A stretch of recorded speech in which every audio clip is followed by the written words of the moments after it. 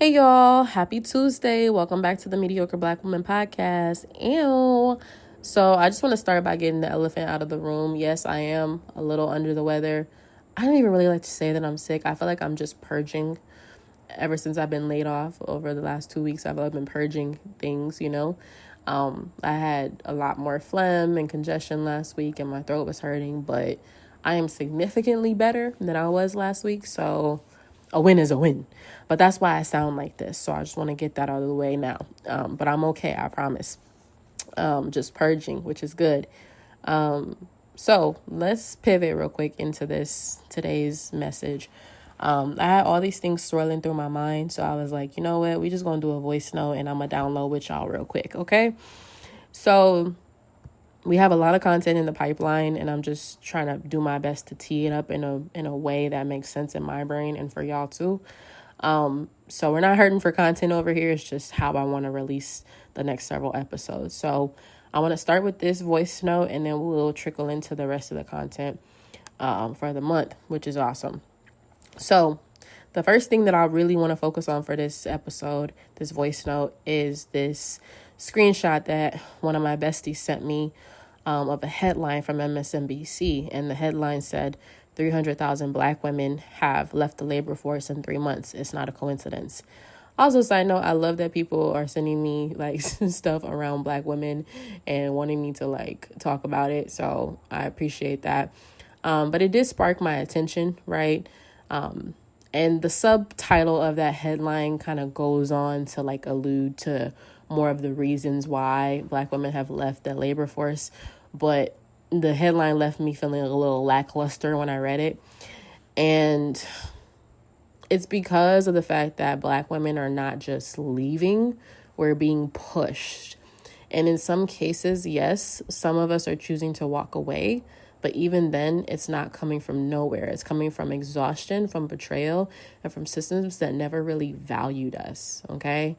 Or our contributions unless it benefited the greater good without really benefiting us in turn, And so I wanted to be clear about that. I don't want to let that language soften the reality. And because I do this for Black women, because this space is for us, I wanted to pause and speak directly to you. If you've been laid off, pushed out, undervalued, underpaid in your role, I see you. And I know it's not easy to survive something that's not your fault. Okay. Also, I saw this other post that somebody else sent me on LinkedIn. And this woman was writing about her transition from her government job to Panama and why she chose herself, People couldn't believe that she was moving to Panama. And she, goes on to talk about how she didn't do it just to like have a new adventure. She did it for alignment, She was publicly fired from her job that she absolutely loved. And, she said this one part here that I'll quote, which was, I realized that the world will always have a plan for you, but do you have one for yourself? And that really hit me with this particular message today because, what I want to encourage for you is that if you need to get back out there and find work, do that. Take care of your survival immediately, your immediate needs. However, I want to encourage you that where you can, even if it's just 5 minutes a day, like sitting while you're sitting on the toilet, while you're in the shower, while you're cooking, while you're driving to work, on your lunch break, like just take 5 minutes a day and carve some time out for yourself to ask what you really truly want and what's next without any limits on your mind, And I'm saying this because I really believe that the way forward for us is sovereignty, right? Not just rest, not just sabbaticals, but true sustainable sovereignty. Something that lives outside of your job title, something that can't be laid off, something rooted in you. And I really feel like we've been at this kind of turning point before. And I feel like Spirit is asking us and prompting us to ask ourselves, how do we build an ecosystem that pours back into us, right? Because the way we've poured our best into these companies, into these industries, into these cultures that only valued our labor, not our wellness, right? It's time to redirect that energy, that same level of love and devotion that we've given these companies and these industries. Like, we need to give that back to ourselves, you know? And then she goes on to say later on, you know, in her post that, you know, for years, she's built HR strategies for organizations, supported Black women in careers, business, and motherhood. But this time I created a plan for me. This wasn't a leap of faith. It was a step into freedom because Black women are often supportive, but not prioritized. And that had to change. And I'm right along there with her. Like, if nothing changes, nothing changes, you know? And so, again, just 5 minutes. If nothing else, 5 minutes to think about yourself, what you want. And if I ruled the world, what would that look like? You know, that was a really sad, if I ruled the world. Anyway, I'm still a little under the weather. So, not gonna, what am I trying to say? My brain is like stuck. I'm not gonna hurt your ears too much with the, wow, what is going on, y'all? I'm not gonna hurt your ears too much with my singing. Okay. So also, I want to keep talking about this subject. So I'm going to take it over to my TMBW After Hours Substack. Y'all know that's where I kind of like do more of my hot takes. So I'm going to break down some of the history, the patterns, the political climate, the spiritual shifts in relationship to this subject. So that'll happen probably by Sunday. So you want to make sure you check it out. It'll probably be there before, knowing me, because I'm crazy and I like to create all the time. But at latest, check it out on Sunday. So I will link the TMBW After Hours Substack in here, and you guys can make sure you subscribe to it so you don't miss out on that post. Okay, so let's pivot and shift gears now. Okay, I want to take a moment and first of all, just thank you all, because I love Black women down bad, right? Y'all's response to the voice note I dropped you a few Fridays ago about keeping shit sacred, the way y'all supported with your comments and your downloads was absolutely divine, and just everything I love about creating for Black women.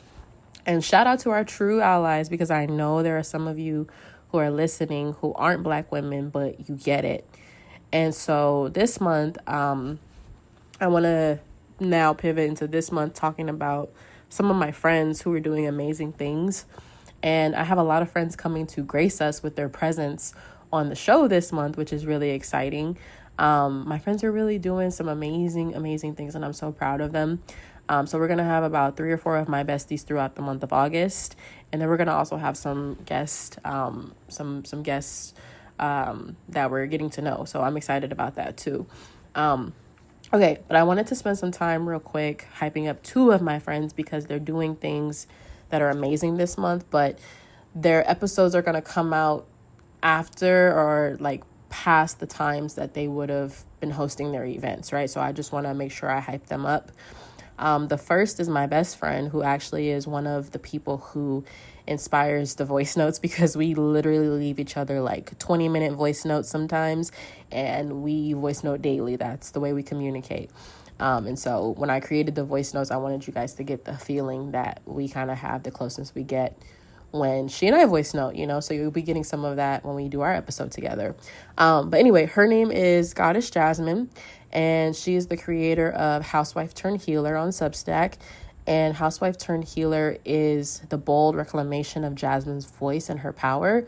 A lot of us can resonate with being consumed with romantic relationships, with having our voices suppressed early on in our lives.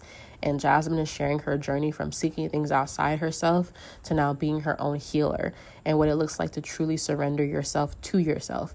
And I want to shout out the fact that she's also starting an international women's prayer circle. And I couldn't be more proud of her, because this Substack is very vulnerable, it's very raw, and she's really sharing with us real time and some of the things that she's processed and she's thought about. And I'm just so proud of her for taking that risk and taking a big swing like that. You know, I podcast every week, and people are like, well, you've been doing this for a long time, you make it look easy. And I'm like, yeah, but every time I put something out there, I'm always kind of, you know, twisted up on the side a little bit. I get butterflies, I get knots, because it is a very vulnerable process to share yourself. And so I'm so proud of her for like stepping outside of her comfort zone and doing that. And so the first International Women's Prayer Circle, some of y'all are already signed up, which is amazing. And I can't wait to see you guys there. The first one is this Sunday, August 2nd, 2025 at 7 a.m. Eastern time. I'm putting the link here in this post. It is a non-denominational call. All backgrounds are welcome. You know, the main requirement is openness and community, right? And so we will be in that. I'll be there. It'll be 6 a.m. Central Time for me. But I'm going to be there because that's my bestie. And honestly, you guys, she's curating an incredible space. She's truly a light, and, you know, you do not want to miss it. So if you're not an early morning person, set your alarm. Make sure you're there. That's what I'm going to be doing because I'm going to be there. And it's truly a come as you are, you know. So that link will be there in the show notes. Now, the second friend that I want to take a moment to hype up is Keisha Bauer. She is actually a mutual friend of mine and Jasmine's. Jasmine connected us. And Keisha is a licensed therapist and coach. And she has incredible programs that focus on healing your inner child and your mother wound. And she's been going through her own shifts. She's been processing big feelings, big changes, big things. And she's actually already completed her episode with me. We'll be dropping hers and Jasmine's in the month of August. And, you know, we've talked about some of those shifts, those transitions, and how you still kind of move forward while still not necessarily feeling like enough, but how do you, you know, move through that? And Keisha is so vulnerable, so open in the episode, and just in person, even just on a friend level, she's just an amazing human. So she has incredible programs that focus on healing your inner child and your mother wound. And she's offering a free masterclass on healing the inner child and mother wound this month. It's a 2-day experience on August 12th and August 13th. And I'm going to put the links here in the show notes as well. Those ones aren't as early, so you can sleep in and then attend. And yeah, I just want to make sure that I, you know, share what they're doing. Both, you know, amazing Black women, amazing humans, amazing friends, sisters, mothers.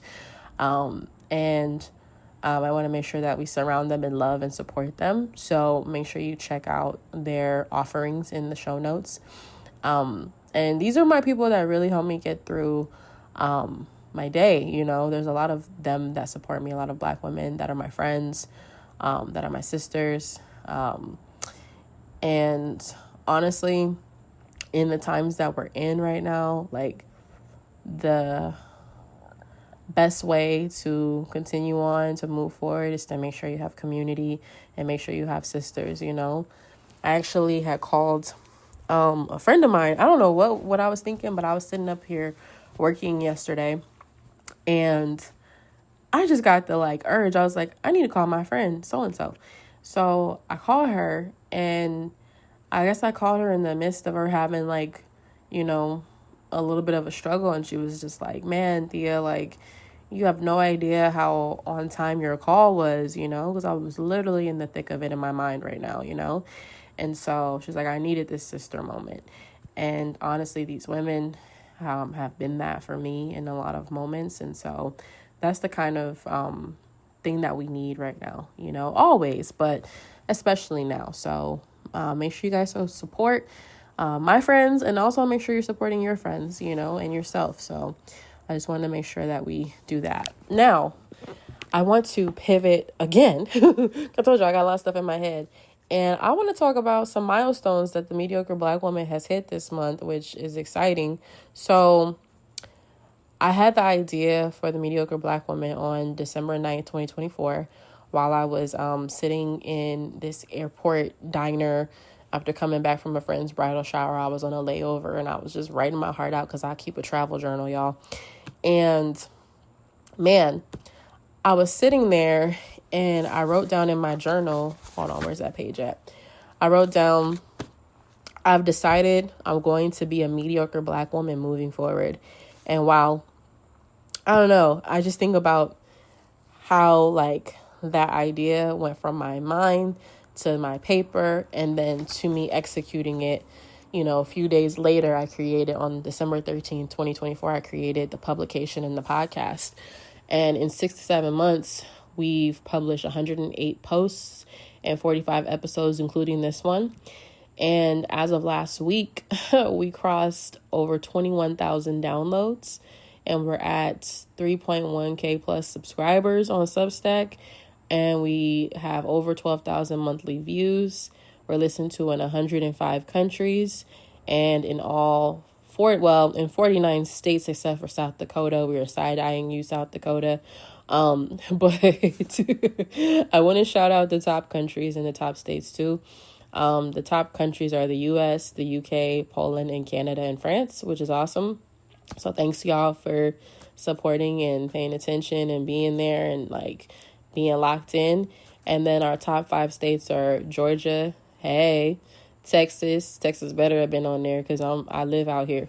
New York is on here is number 3, Maryland number 4, and California number 5. California definitely better have been on there because I am a California native residing in Texas. But anyway, I'm so grateful to everybody that's tapped in and plugged into our audience and our channel, our brand. And this is a big deal because I follow my intuition with this podcast, and I decided to get off of, I deleted my Instagram account, my Facebook account, my TikTok accounts, and I decided to create in a place that felt better for my creative style, my energy style, my human design type. And it's just been a really beautiful journey, and building community and connecting with y'all has been a blast, and it's been a treat. I deliver episodes and people thank me all day long in the comments and with emails about things, but I just have to thank y'all because I get a lot from it too. When I did that episode a few weeks ago about keeping your shit sacred, the comments were sending me, but somebody said this one thing that really sat with my spirit. It was they were if this is supposed to be a safe space for Black women, that means it's a safe space for you too, Thea. And I was just ooh, y'all talk to me like you know me and you love me. I appreciate that. Because it's true. This is a safe space for Black women. And, I'm using my voice here and, doing my best to be authentic and, share my truth. It has not always been easy for me to do so. It has been a challenge in the past to share my true voice because of a lot of things I've been through, and to be honest about things because of a lot of things I've been through. But I, have been overcoming that over the years, and now I'm here. And so I'm just grateful for the opportunity to be in community with you all, and for you all to be witness as well of my growth and my transformation. And I love that it's a mutual circle and not just I'm just giving. No, I'm also getting a lot out of this too by being in community with you all. And that's why I started this, was for a true and genuine community. And so I'm not going to cry because I'm, getting over being stuffed up, but I feel my eyes starting to do that thing. My eyes are starting to sweat. So I'm going to wrap this voice note up before it goes any further. But I just wanted to say just how much I appreciate our community. Also, make sure y'all check on South Dakota because why aren't they on the list? Are they okay?